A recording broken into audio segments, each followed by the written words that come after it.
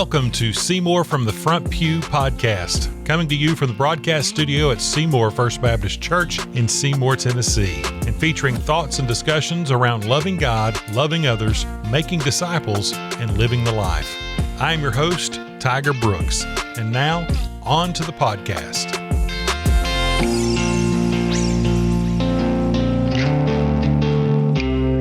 Thanks, Tiger. Well, greetings and salutations as we begin the umpteenth episode of Seymour from the Front Pew podcast. We are thanking you for tuning in once again to hear the meanderings of four pastors at Seymour First Baptist Church. And today we are going in the direction of discussing different Christmas personality perspectives that we all find some level of attachment to. So Pastor Corey's Christmas series is basically Christmas points of view. And he has already done Mary. Joseph is coming up, and Joseph, here I've already placed this. We're going to talk about this message that is being preached, but Pastor Jason is covering Joseph. And so we're going to continue on. We're going to have the wise men are going to be a part. No, I'm going to do that, but it's not going to really be an official part of the series. The shepherds are definitely a part of the series. And of course, Jesus is, believe it or not, Jesus is part of the Christmas series. Yep. And we're still that kind of church. We still talk about Jesus at Christmas. So we're just going to kind of toss it around here and talk about how this particular personality resonates with us from their perspective of the Christmas situation. And so we have to start with our fearless leader. Yeah, I don't know if I'm the best one to start this one today or not, but again, just thinking about that idea of points of view and maybe even who you relate to in the Christmas story or whatever else. And I think maybe for all of us, I know for me that would vary from time to time, year to year. I like this series and thoughts behind it because just trying to get at the realities of what they were really thinking, remembering that they're real people. For a long time, especially when I was in student ministry, Mary always stood out to me as just very unique. And I say that, I grew up Baptist too, so I've never really had the perspective of Mary like what other denominations. You didn't grow up Catholic. I didn't grow up Catholic. I've never held Mary in like strangely high regard as many do with other denominations or whatever else. But just that idea that, when God chose to send Jesus and to change the landscape of the whole world, to create a new covenant, he chose to work through a teenager. You look at the Christmas story, and Elizabeth is a part of it. Not a teenager, at least it doesn't appear, right? And but yet he chose a teenager to be a part of the one that would change the world. And to me, that's just really always stood out to me as the obedience, the trust, all of that in her life, and the reality that wasn't new to her life. He didn't choose her knowing that she would do those things. He did, but he chose her because these things were already present. She was already faithful. She was already trusting. She was, or at least, again, we can't know a lot of that stuff with certainty, but it appears that is true. And you look at the reactions and all those other things, and then that's always just stood out to me. There was a time where I kind of laid out, I'm not a writer. I don't really love writing. I don't love reading either. But there was a point in time where I kind of laid out a book because I just thought, man, it would be really neat to think about, and especially relating it to student ministry, that our teenagers understanding the impact that they can have even as a teenager. Our churches understanding the impact that teenagers ought to have inside the life of our churches and all of those types of things. So she's always stood out to me in those ways. But like if I was thinking about where I am now, I think Zechariah is the one that stands out to me because he stuck his foot in his mouth, and I'm really good at doing that, right? I mean, like you think I pulled it up, Luke chapter 1, and we see the angel comes to Zechariah, and I mean, really kind of tells him all these great things. I mean, there's several verses here where the angel's talking to Zechariah about all these great things that are going to happen, that he's being blessed with. The Lord's going to pour out his spirit on his son and all this other stuff. And his reaction is, how can I know this? I'm like, right, so you got an angel standing in front of you, and that's your reaction? I'm like, well, I can relate to that, right? I mean, like, just because there are times where I can really settle into having a critical spirit I say that I'm a realist. And so because I'm a realist, I focus on what the reality is and what is and what I think can be, not necessarily what God can do or all of those types of things. And so I think in that sense, I do relate to Zechariah. And again, I mean, he it's right into that realist. How can I know this? For I am an old man and my wife is well along in years. I mean, that is the experienced man right there, right? I mean, like, that's for many of us, that's our reaction, right? I mean, like, how in the world could that happen? You know, I'm 45 years old. I've never seen anything like that. I've never experienced anything like that. We've never seen anything like that. There's no way this can be true. I mean, it's just kind of that natural reaction or whatever else. And so I think that there's much of me that can relate to that or whatever else. But he also faces the consequences for that. And so for the next 9 months, he is silent, right?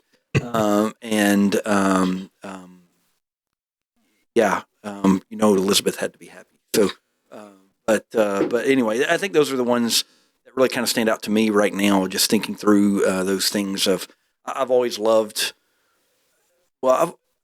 Christmas. And so, and each one of them are just so, there's something unique about each one and their responses and their attitude. I think we don't know their personalities, but you get a sense and a feel for the personalities of these people that we're experiencing God work and move. And in that we can relate, when God's working and moving, that doesn't have to be, again, God still works here despite Zechariah's reality that he was skeptical and critical or whatever else, so God's not going to be limited because that's my reaction, but there may be consequences for my reaction, and again, we see him come along and give God the credit and know that this is going forward, and so anyway, those are the things that I kind of think about.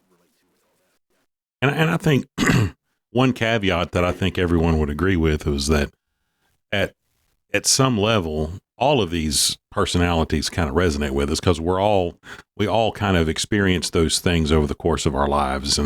But it's just interesting when you think about, as you pointed out, and we had fun with that, talking about real people, that these are real people who lived and breathed and walked the face of the earth, and they reacted in much the same way as real people today would, and as any of us would at any given time. And it's a reminder that all of us are subject to our own nature, our own sinful nature sometimes. And we don't always react in the way that, of 100% pure faith. We always have questions, and I think that that's comforting in many respects to know that God still used this. He brought his will to fruition through these failed people, right, and there's still hope for us. I think that that's an interesting thing. So let's just go around the table and hit you up. next, Hit you up. Austin? Yeah, so mine has been Simeon for a long time. With Simeon, we get it in Luke chapter 2 when they go to circumcise Jesus. Simeon, it's important, I think, when we read the narrative portions of the Bible to understand context and to think about context, but also not to get too extra biblical and try and put our own narratives in that, it's easy to do. So I say that with this caveat. So I've always wondered with Simeon, he says that he was promised the ability to see the Messiah. And I'm wondering, how old really is this guy? And when did he hear that? No, if this is something that he felt was, we don't know. Right. But one would assume it's been a while, that he is pretty old and that he probably had felt that prophecy or that promise a long time ago. And so you've got a guy which the Bible is replete with people like this, who heard a word and then had to live the rest of his life waiting for that. And by all marks, it seems, was faithful. And so again, not to get too extra biblical or anything, but say, what if he hears that when he's, 18 and now he's old by biblical standards at this point, it's probably 5. Like that, yeah. So if you're 20, 30 years and approaching your twilight years, and you're still waiting for some promise from God, but you've been faithful all this time, and then all of a sudden it comes to fruition. Not only is it the light that's dawned in that moment when Jesus appears before him, but it's those 30 years of faithfulness, but not hearing anything else that intrigues me the most. And a challenge to myself, like, to be faithful in the silent moments. And I think that's one of the things that just personally I find hardest, because I think we live in a day where we want to hear from the Lord constantly. And it's a week by week thing. What did God say in worship this week? What did God say in my quiet time this week? And what did I hear from him? What new revelation? And you hear TV preachers all the time, I got a new revelation for you, or whatever from the Lord. And if God speaks to you once, would you be faithful for the rest of your life to wait for that to come to fruition? And for us, I don't know, just bringing that for me personally where I am right now, love where I live. I love where we're doing ministry. I love the setup of all the things. Things are going great. But if they weren't, would I be faithful for 30 years in that, especially in ministry? Because I know plenty of brothers in ministry who feel called into ministry and are in tough situations and are going to be there for a long haul. And man, there is something to be said for just being faithful, even when it's not, even when God is silent. Well, and I think that's a good word, and you put that together. Okay, so let's put that historical context together. We've been in this intertestamental period. You have a lot of silence. Right. 5, 7, 900 years that there has been silence from the prophets up until this point. And it does say, so I pulled that passage up. It says that the Lord, Simeon heard from the Holy Spirit that it had been revealed to him by the Holy Spirit that he would not see death before he saw the Lord's Messiah. So we know that the Spirit was at work, but we don't understand that the Spirit was at work, but it was much different than what we experienced. Right. When we come to God's Word, the Spirit is guiding us, with us daily, weekly. Thanks, Pentecost. Yeah, right. But they were in this silent period of time. And yet we see faith, almost all of these people that were a part of the Christmas story, they are faithful believers. They are faithful to the Lord. They're serving Him and worshiping Him and being obedient to Him in a time where they weren't hearing. Man, it ought to cause us to be thankful, especially as we move into this Christmas season and Thanksgiving season. But yeah, that's a good word. Yeah. Anyway, that's mine. Good stuff. Good stuff. Now, We come to Jason, and if you haven't noticed, if you're especially those of you watching on YouTube, Jason's decked out in his UNC Tar Heel blue. The hat He up is How's that different than any other day that ends in Y? he is It's a little special though. he is overtly supping from his UNC cup. 100. Can we say 100 100. on this special defense of Tennessee's? Can we say we that was almost too far. can we say we made twice as many free throws as gosh. Tennessee You attempted? realize people will be listening to this well after this all happened. Yeah, Anyway. but that's the best part is we bring it up a week Relive it. later. We'll be talking relive about it it again. until. By the way, we'll be rocking chairs one of these days. and just to talking be about clear, the refs would not have to call fouls if they would stop fouling. it. No, you're thinking much more highly of referees than most anybody that I know. Anyway, enough of that. Putting all of that aside, I still love my brother, and so we come to him now for You your can rub it in the perspective. bowl game. Yeah, well, I'll be ready. Let's hope. Let's. We play Those yet. Anyway, back to December 6th. Who's a we for you? Because you're Yeah, like, Mister. Everybody knows. Yeah, Mister Divided It is Loyalties. Kentucky basketball, period. I joked this morning. So we need to for plan all on a you podcast listening, for Monday the 18th, and we'll see what happens. Corey's such a Weird what? Corey's such a weirdo because he wears Tennessee. Kentucky's going. He wears Tennessee orange all the way up, I got a and Tennessee cup. See, the very end of November, it's like a Thanksgiving. He takes off the Tennessee and puts on the Kentucky for basketball. So weird. it's always been Kentucky basketball, and it always will be. That'd be like if I was like, okay, basketball see 'em season's play here. this year, I'm going to and you cheer see for why. Florida. Look good. Look good No sense. and stuff. Anyway, Anywho, so we just lost all you of brought us. it up. So. I did. All right. So Back to spiritual. who resonates with Jason? Yeah, so twofold.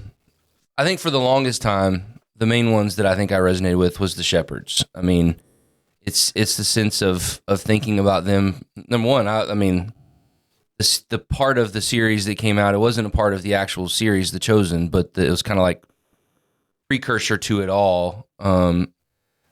Was just fantastic, and I think was just neat to see that that perspective, if you will. But thinking about that, the angels came to the shepherds, being the first ones to be able to come to see the birth of the Christ. And yet here the shepherds are, the lowly of the lowlies, the outcasts, the ones that no one wanted to even really be with, the smelly ones, that kind of thing. But yet this is the ones that God chose to say, hey, you're the ones I want you to know first. So to speak. And I think for us, for me, it's always been that sense that, Christ came for all. He came for all. There is no one that he did not come to die for. And so I've loved that side of the shepherds of it. But today, and I think some of it comes from the fact that I'm working with Joseph and up to the message for the part of this series. As I've been walking through Joseph, and we know the smallest amount about. He never says anything. Never says a word. We don't know anything about him very much other than a few little details.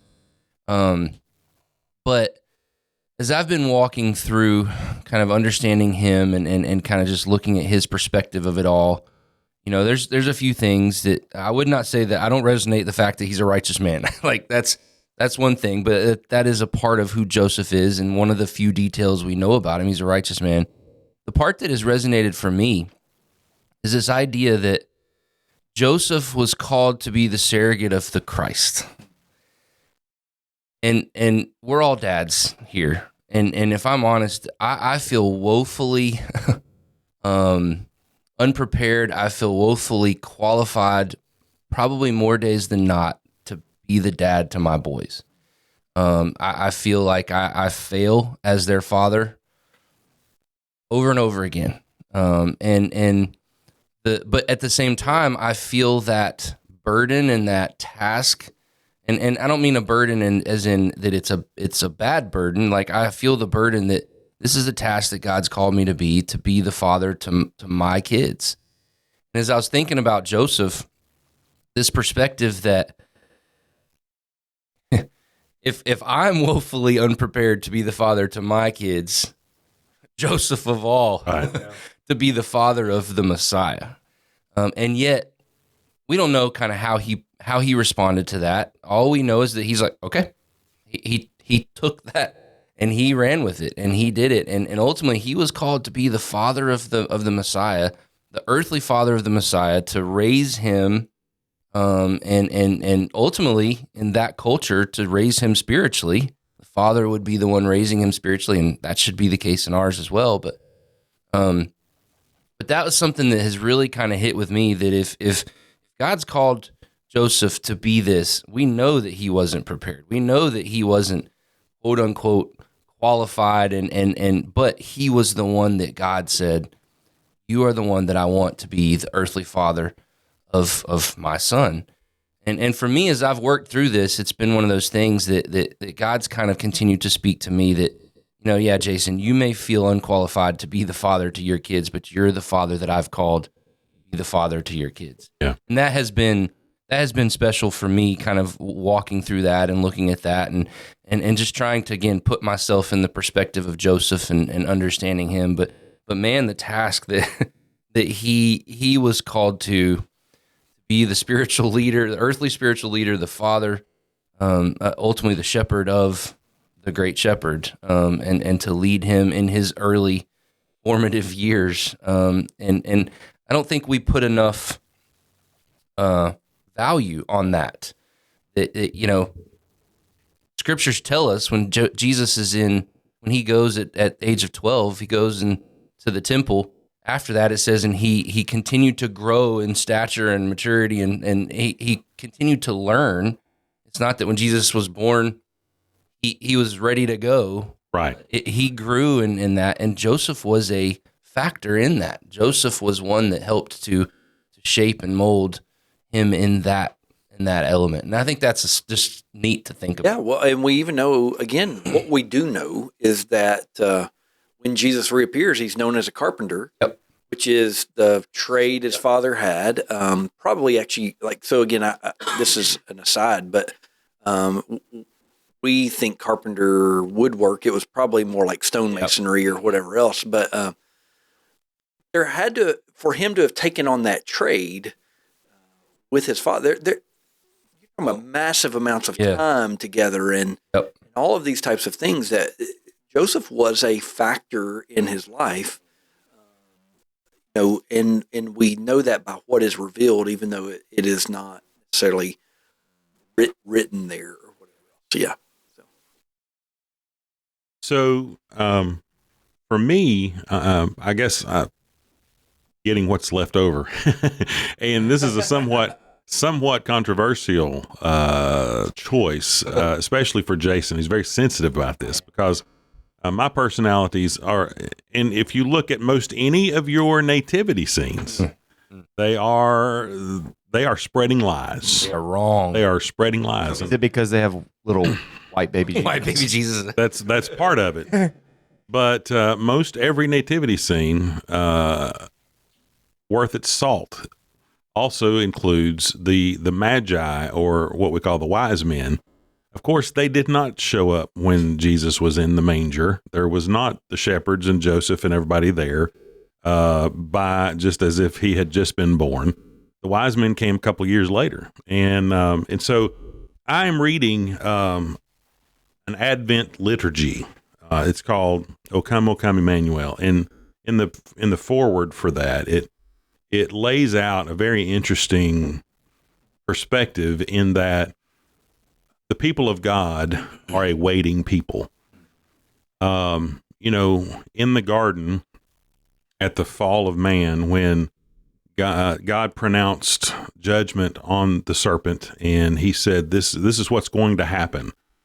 Well, it took roughly 4,000 years for that to come to fruition in the person of Jesus, for that judgment to come against the serpent. And all of God's people, you look at Noah waited, Moses waited, Abraham waited, all these people waited, and in the Old Testament folks, they waited for the Messiah to come. And now in this New Testament, in this new covenant, we are awaiting the second coming of the Messiah. And so that really resonates with me as you think about the wise men. These guys we don't know anything really about their background. We know that they're not Jewish. We know that they've come from afar. We know that they are learned people because they've been researching. I'm just going to read a little bit of this from Matthew 2. It says, after Jesus was born in Bethlehem of Judea in the days of King Herod, wise men from the east arrived in Jerusalem saying, where is he who has been born King of the Jews? And so that's why we associate this, even though it was a couple years later, we associate it with Christmas because they had been researching the advent of the Messiah. And then, of course, the story unfolds. Herod hears about it. He's disturbed that this king has come on the scene. And so he inquires of the wise men as to when this happened. And the wise men are wise to the situation. And so Herod summons his people to go and research this, go to Bethlehem, figure out what you can find out. Herod tells them where Bethlehem is. And of course, the wise men show up. After hearing the king, they went on their way, and there it was, the star they had seen as it's rising. So we're still talking about this. Star's still there, still leading them. It led them until it came and stopped above the place where the child was. When they saw the star, they were overwhelmed with joy. Entering the house, they saw the child with Mary, his mother, and falling to their knees, they worshiped him. Then they opened their treasures and presented him, and we all know this. They presented him with the treasures of gold, frankincense, and myrrh, and we can break that down sometime in another episode. And being warned in a dream not to go back to Herod, they returned to their own country by another route. And so that is interesting to me because think about how any of us come to faith. You know, some of us were raised in church. Some of us from birth have heard the gospel, have heard about Jesus. Other people hear about Jesus through other people, and they read and they research, and it becomes an intellectual pursuit, much like the wise men. You know, they are maybe examining these different thoughts and different approaches religiously. You know, what about this particular religion, or what about this particular faith? And maybe this one appeals to me for some reason. And I think everyone kind of has those moments when you're conflicted about the meaning of life and why are we here and all these big questions. And these wise men were learned people who did their research, and they had determined that the Messiah was this particular child at this particular time in this particular place. And we don't know exactly how far they went, but it took them some time, and it took them a lot of resources and energy to get from wherever they were to Bethlehem. And when they got there, I think that we can infer from the fact that they presented him with these gifts and they worshiped him, that they determined that they were correct in their assumptions, that this is the Messiah. And so that resonated with me just because I think that all of us on life's journey from time to time, we have those times where we think, and what I'm believing, is that correct? Is that where am I right in my assumption that Jesus is the Messiah? Is he the Christ? Is he the person to be the Lord of my life, or should I pursue something else?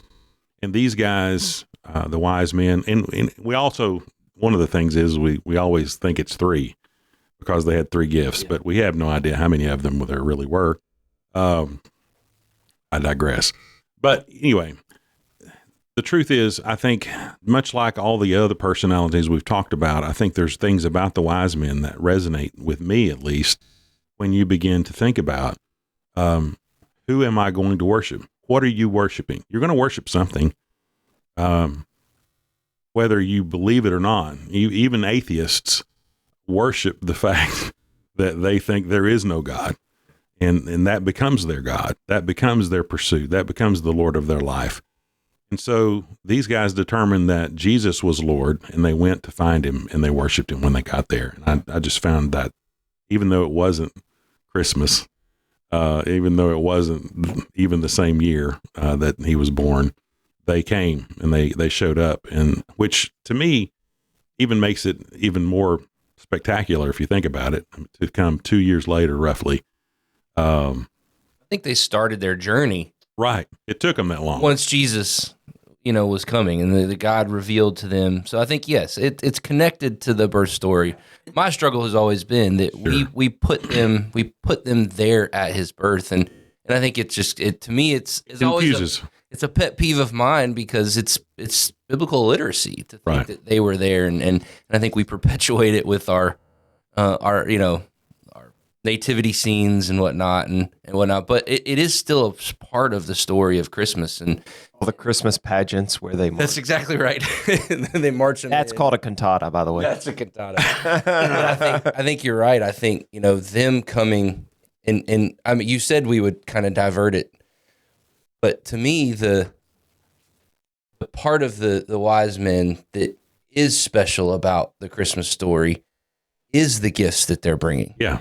And I think that is what ties together the whole aspect of who Jesus is, God sending his son, and even in the birth of Christ. I mean, you hear it with Mary, that, I think it's always funny. We talk about the Mary Did You Know song. Yes, she did, because angels told him this is what it's gonna be, and whatnot. That's always kind of funny to me, but I think those gifts that they gave were pointing to the fact that Christ was king. Yeah. Pointing to the fact that Christ was going to be sacrificed, that he was going to die on the cross and be buried. And so, I mean, I think that's the special aspect of that. And so, yeah, I mean, absolutely. I think it's the full tie, even though they weren't there until 2 years later, they came in seeking to worship the king. Mm-hmm. And I think that's so much that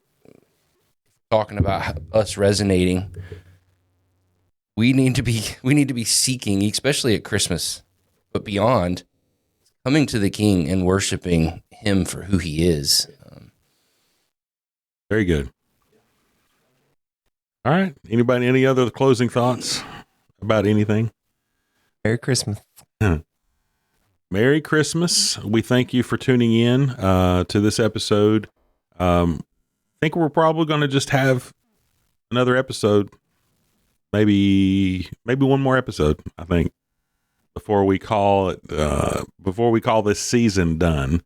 So we'll close out 2023, the first season of Seymour from the Front Pew, and then we will pick back up in January with season number 2 of Seymour from the Front Pew. And again, we get a lot of comments from folks who enjoy what the content. They get something from it, and we're always seeking to improve everything that we do. And so we would urge you, if you listen to this podcast on a regular basis and you've heard many of the things that we've talked about, we would love for you to take advantage of the email that I'm about to tell you in the closing credits here, and send us your thoughts about, hey, I would love to hear a podcast covering this particular topic or that particular topic. We would love to, and we would take that under advisement, and we will shoot to do that in the coming next season of the podcast. But thanks again. Merry Christmas from all of us to all of you, and we will see you again next time. Say bye, fellas. Merry Christmas. Later. Bye, fellas. Go Heels.